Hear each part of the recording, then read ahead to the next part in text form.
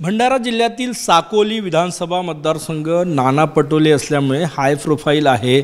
नाना पटोले यांच्या विरोधात या साकोली मतदारसंघातून भाजप संघाचा एक मोठा चेहरा आणि शिक्षण क्षेत्रात मोठं काम असलेले सोमदत्त करंजीकर यांना उतरवण्याच्या तयारीत आहे। त्यांना पक्षानं तयारी करण्याच्या सुद्धा सूचना दिलेल्या आहे। सोमदत्तजी, स्वागत आहे तुमचं TV9 मध्ये। काय सांगणार, तुम्हाला पक्षानं तयारी करायला सांगितलेलं आहे, साकोली जिथे नाना पटोले सारखा मोठा चेहरा आहे, कसं वाटतं? हां, पक्षाने तर म्हणजे तुम्ही बरोबर बोलले की इथे काँग्रेसकडून नानाभाऊच राहतील असे चिन्ह आहे, कारण दुसरा उमेदवार नानाभाऊंनी तयार होऊच नाही दिला इथे स्ट्रॅटेजिकली। आणि BJPमध्ये तसे आम्ही तिघं जे मला प्रमुख इच्छुक उमेदवार दिसतात असे आहेत। जिल्हाध्यक्ष प्रकाश भाऊ आहे, बाळाभाऊ काशीवार आहे आणि मी पण आहे, आणि मला वाटते पक्ष तिघांबद्दलही सकारात्मक आहे। आता ते जसं ठरवतील, ज्याला संधी देतील त्याच्या मागे उभं राहायचं। पण मला असं वाटतं की ही निवडणूक लढवण्याची संधी समजा पक्षाने मला दिली तर लोक नक्की मला निवडून देतील, याचा मला विश्वास आहे। ओएसिस फर्टिलिटीच्या तज्ञांनी IVF उपचार पद्धतीद्वारे 1 लाखांहून अधिक जोडप्यांना मातृत्व प्राप्तीचा आनंद दिला आहे। मोफत अपॉइंटमेंट बुक करण्यासाठी आजच संपर्क साधा। नाना पटोले सारख्या उमेदवाराच्या विरोधात निवडणूक लढण्याची इच्छा व्यक्त करणं धाडसाचं आहे असं वाटत नाही?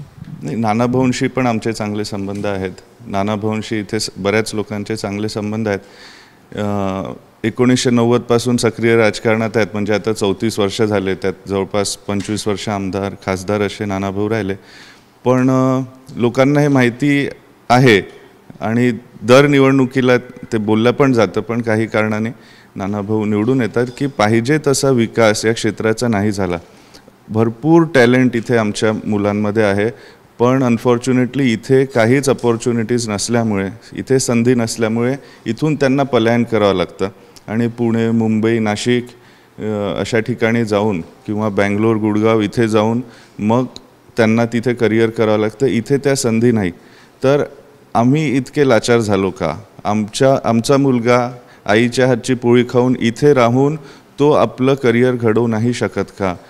नेहमी बाहेरच जाऊन आपलं का बरं विकासासाठी बाहेर जावं लागतं, असा प्रश्न लोकांच्या मनात आहे। कशी तयारी तुमची सुरू आहे आणि कशा प्रकारे नियोजन करते? तुमच्या शिक्षण संस्था पण इथे आहे असं कळलं, त्याची पण काही मदत होईल असं वाटतं?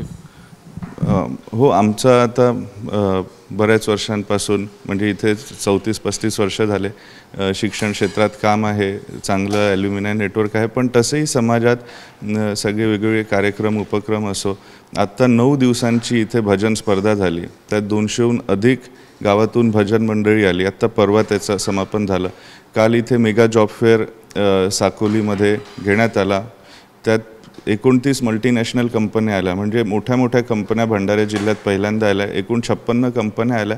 पण हे इलेक्शन म्हणून नाही, ही आमची आवड आहे।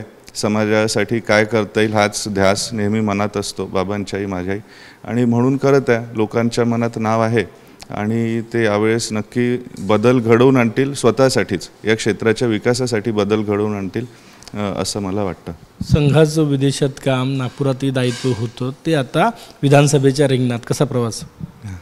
मी तर अगदी शिशु अवस्थेपासून स्वयंसेवक आहे, संघ म्हणेल तसं करायचं। पण राजकीय क्षेत्र हे वेगळं आहे, संघाचं सामाजिक सांस्कृतिक असं काम असतं। राजकीय क्षेत्रात मी काम करतो, पण जे संस्कार आहेत ते 100% संघाचे संस्कार आहेत आणि त्याच्यात ते तर आयुष्यभर राहतीलच।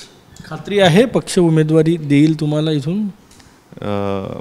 मला वाटतं की देईल, नाहीतर ज्यांना देईल त्यांच्या पाठीशी उभे राहू, पण मला असं वाटतं की पक्ष उमेदवारी देईल। कॅमेरामॅन साईसह गजानन माटे, TV9 मराठी, साकोली, भंडारा।